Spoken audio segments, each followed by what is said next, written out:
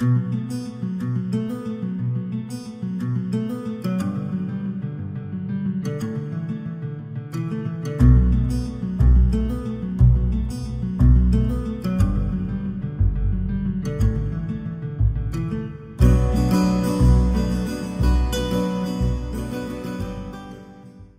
and welcome everybody to Chapter 41 of Book 2 of the Royal Ranger series, The Red Fox Clan. Let's go ahead and get into it. It was half an hour before sunup. As was his custom, Horace leaned on the palisade above the gate, staring moodily down at the enemy camp below. The campfires that had burned through the night had died down now to glowing ashes. They twinkled in the pre-dawn darkness, marking the lines of tents where the enemy slept. He knew there would be sentries awake, stationed around the perimeter of the camp, keeping an eye out for a possible attack, as he was doing. He felt a movement beside him, and, glancing around, saw that Gillen had joined him in his study of the enemy. "Morning," said Horace. Gillen grunted a reply, then said, "Thought I'd find you here." Horace smiled quietly. "Am I so predictable?"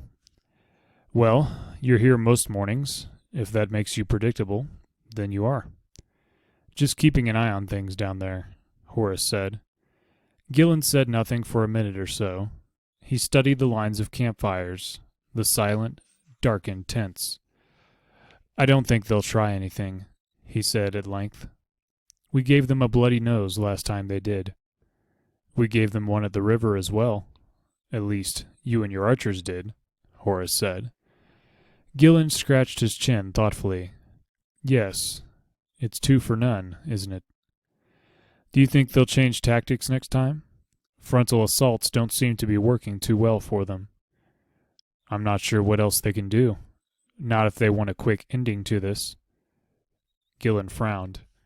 "Maybe they plan to starve us out. We don't have enough provisions for a lengthy siege." "We've got plenty of water," Horace said. Gillen shrugged. "But not food. A couple of weeks would see us starving. Even worse, the horses won't last without proper fodder. So we're stuck here. We can't go anywhere. We can't break out. They'd still have us well and truly outnumbered. And if we try to attack them, they'll see us coming, and they'll be ready for us. We'll be out in the open. They'll be behind their shield wall, and we'll be fighting at a disadvantage." Horace nodded. "Exactly. They may send a few skirmishers up the hill from time to time to keep us on our toes, but I think they'll be perfectly happy to sit back and watch us watching them." For a minute or so, the two friends were silent. Then Horace asked, "Do you think you could sneak out through their lines?" Gillen nodded emphatically. "Of course I could. But then what? I can't sneak Blaze out with me. Traveling on foot, it'd take me a week or so to reach Castle Erlewin. And then what? Damone only has 20 or 30 men there. That's hardly enough to help us break out. And I couldn't bring them all back. We can't leave the castle undefended." "That's true," Horace replied gloomily. "So I guess all we can do is wait and see what they have in mind. Unless," he said with a rueful grin, "you can come up with a brilliant strategy. I hear rangers are good at that." Gillen rolled his eyes. "I've heard that too," he said. "I'll let you know if anything occurs to me." "I wish you would," said Horace. Maddie reached the clear ground below the castle around mid-morning. Bumper was already there, back in his hidden glade, and he greeted her enthusiastically. "I was worried about you." "I was fine," she told him. "I was just a little lost in the forest." "Fine ranger you are." "That's what I told myself." She unsaddled him and rubbed him down, then filled his water bucket and poured more grain into his feed bag. He munched gratefully, grinding the food noisily with his big teeth, the way horses do. Once she was assured that his needs were taken care of, she started down toward the edge of the trees to survey the castle. Everything seemed normal. The drawbridge was down. There were 2 sentries keeping guard at the outside end, and she could see more moving on the battlements. there was no sign or sound of any fighting, which she might have expected if Damone was attempting to take the castle. Perhaps he's already done it, she thought dismally. After all, if his plan had worked, he and his men would have simply walked in across the drawbridge. Any fighting would have been done over in a matter of minutes, with the castle's defenders and her mother taken by surprise. Perhaps, she thought, her mother was already dead, and she felt tears pricking her eyelids at the thought. She leaned against the trunk of a tree while she considered what she was seeing. Everything seemed normal, but something was different. She sensed that there was one slight detail that had changed since she was last looking at the castle. But for the life of her, she couldn't work out what it was. She scanned the castle, eyes slitted in concentration as she studied the walls, the towers, the battlements, trying to realize what it was that had pricked her attention. Not the keep, not the battlements along the outer wall, not the massive gatehouse. Was it one of the towers? She studied the north tower, then the south, completely normal, with the flag fluttering over it. A flag? There had been no flag on the south tower last time she had looked. She strained her eyes and could see a trace of red on white, a red stooping hawk. Her mother's banner. Looking more closely, she realized that the banner was flying upside down, the universal distress signal. And in that moment, she knew what had happened. Damone's coup had been successful, at least partly so, but her mother had obviously had time to retreat to the south tower, the point of last defense. With the realization that her mother was safe, at least temporarily, Maddie's spirits lifted. She looked up the slope to the small clump of bushes that concealed the entrance to the tunnel. They were undisturbed. She started forward, ready to move out of the trees, then hesitated. It was full daylight, and the battlements were manned with sentries, enemy sentries. Skilled as she was at moving without being seen, it wasn't worth the risk.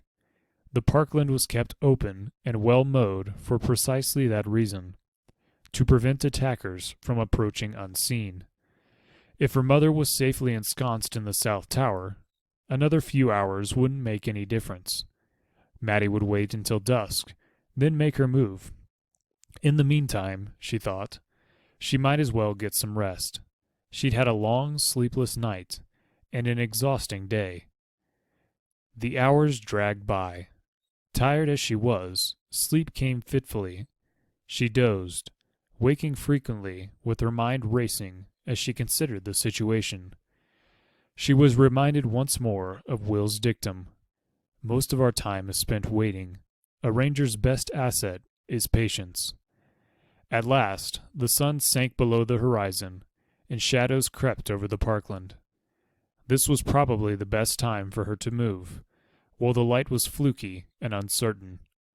She went back into the trees to say farewell to Bumper, and then, wrapped in her cloak, stole out onto the short grass of the park, moving in a crouch, matching her rhythm to that of the wind and cloud shadows flitting across the grass. She held the cloak tightly to keep it from flapping in the rising breeze. Movement like that could attract the eye of one of the sentries. She ghosted up the slope as the evening grew darker. When she finally slipped into the shelter of the bushes concealing the tunnel entrance, there had been no outcry from the battlements, no sound of alarm. She found her lantern still at the tunnel entrance where she had left it.